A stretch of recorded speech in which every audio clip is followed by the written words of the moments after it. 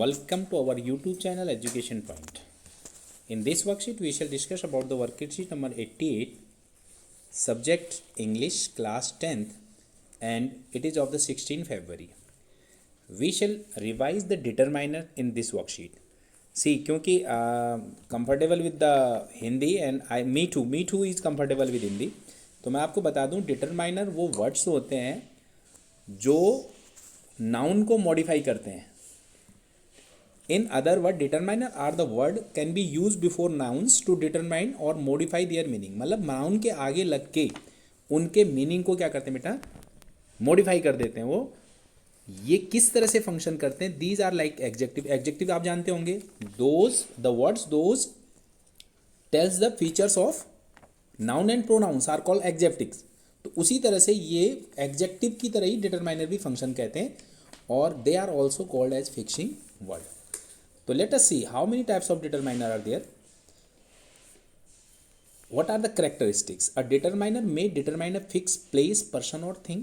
किसी भी जगह, आपने पहले पढ़ रखे होंगे, रिवीजन है, फिर भी एक बार आपको पता होना चाहिए. किसी जगह, व्यक्ति और वस्तु को डिटरमाइन कर सकते हैं.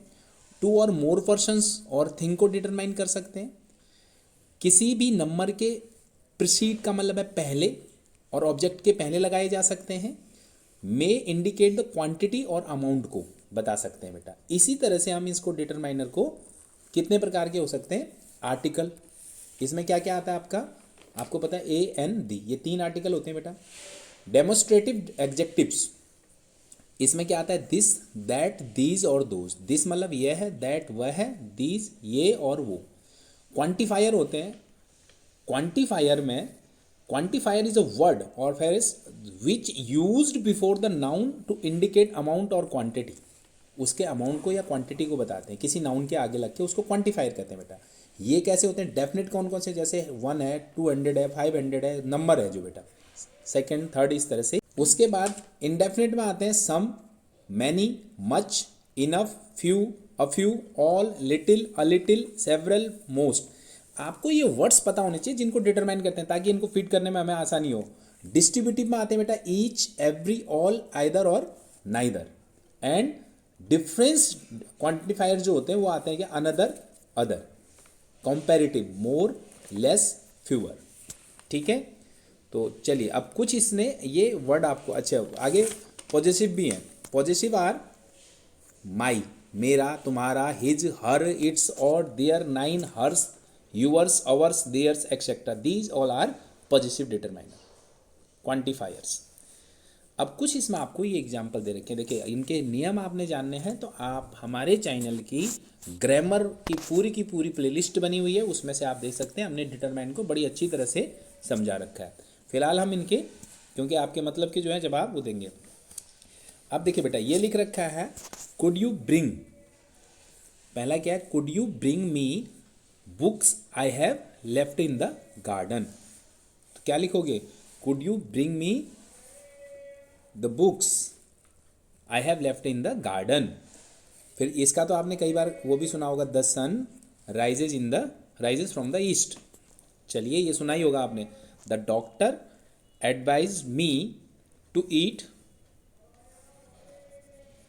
1 एप्पल. क्वांटिफायर है ना, 1 एप्पल, तो 2 भी लिख सकते हैं इसमें, वो भी क्वांटिफायर ही बनेगा. फिर there are not student in the library. क्या? कोई भी नहीं है. There are not any students in the library. I haven't got any picture in my. यहां पर भी क्या डालेंगे बेटा? Any. I haven't got any picture in my bedroom. चलिए, अगला है she gave a cookies to. अब देखो बेटा, किसको दी? तो यहां पर आप लिख सकते हो हर. सी के साथ हर आना चाहिए, लेकिन सेंस तो कहीं पर भी बनेगा. माई चाइल्ड भी आ सकता है, योर चाइल्ड भी आ सकता है, जैसे मर्जी भर सकते हैं, लेकिन सी वो की वजह से अपने बच्चे को दिया बोलेंगे तो हर बोलेंगे, पॉजिटिव हो गया.